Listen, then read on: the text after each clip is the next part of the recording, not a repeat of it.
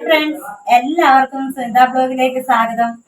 അപ്പോൾ ഞാൻ ചെയ്യാൻ പോകുന്നത് പഴംപൊരിയാണ്. അപ്പോൾ നമ്മൾ ചെയ്യാനുള്ള സാധനങ്ങളെല്ലാം എടുത്തു വെച്ചിട്ടുണ്ട്.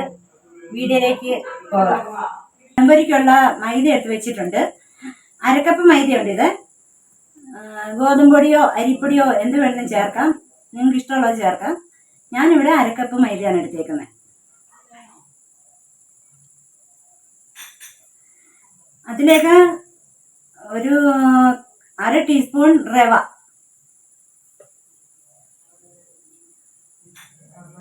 അതിലേക്ക് ഒരു 1/2 ടീസ്പൂൺ മഞ്ഞൾപ്പൊടി,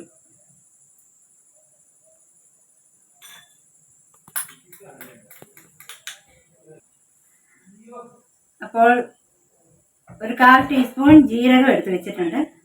ജീരകം ഇട്ട് കൊടുക്കാം. 1 ടേബിൾ പഞ്ചസാര. നമുക്ക് കുറച്ച് എള്ളിട്ട് കൊടുക്കാം. നമുക്കിത് ആവശ്യത്തിന് ഇടാം കേട്ടോ. പിന്നെ ആവശ്യത്തിന് ഉപ്പ് നമുക്ക് ഒരു സ്പൂൺ ഇട്ട് കൊടുക്കാം.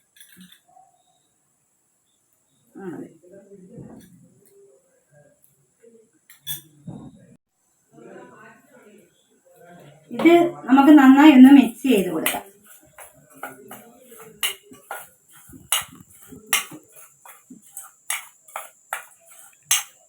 പൊടികളെല്ലാം നല്ലതായിട്ട് മിക്സ് ആയതിനു ശേഷം വെള്ളം ചേർത്ത് നല്ല കുഴമ്പ് രൂപത്തിലാക്കിയെടുക്കും. ആവശ്യത്തിന് വെള്ളം ഒഴിച്ച് നമ്മൾ കുഴച്ചെടുക്കും. ഈ വെള്ളം ആയാലും നീണ്ടു പോകരുത്. അപ്പോൾ നമുക്കിത് കുഴച്ചെടുക്കാം.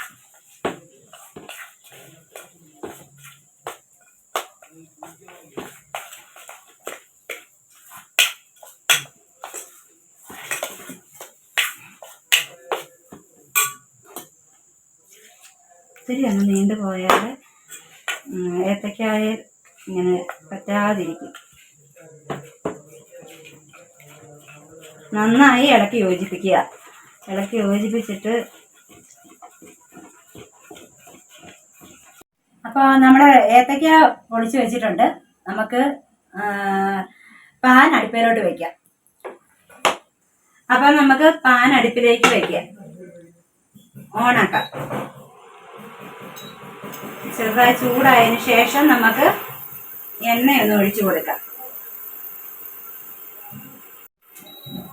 പാൻ ചൂടായിട്ടുണ്ട്. നമുക്ക് എണ്ണ ഒഴിച്ചു കൊടുക്കാം. ഞാനിവിടെ 1 ഗ്ലാസ് എണ്ണ എടുത്ത് വെച്ചിട്ടുണ്ട്. അതിനെ ഒന്ന് ചൂടാവട്ടെ.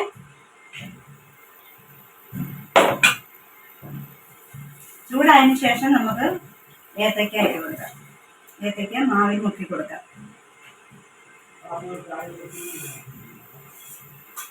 എണ്ണ ചൂടായിട്ടുണ്ട്. അതിലേക്ക് നമുക്ക് ഏത്തക്ക മുക്കി പൊരിക്കാം. ഏത്തക്ക എണ്ണയിലേക്ക് ഇട്ട് കൊടുക്കാം.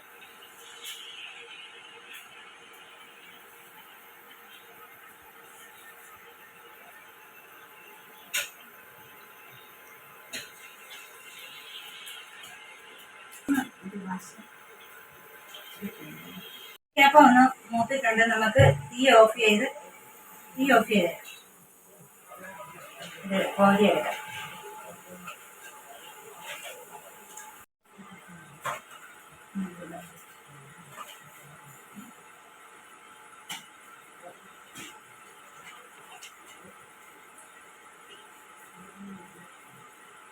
അപ്പോൾ അങ്ങനെ നമ്മുടെ പഴംപൊരി റെഡി ആയിട്ടുണ്ട്.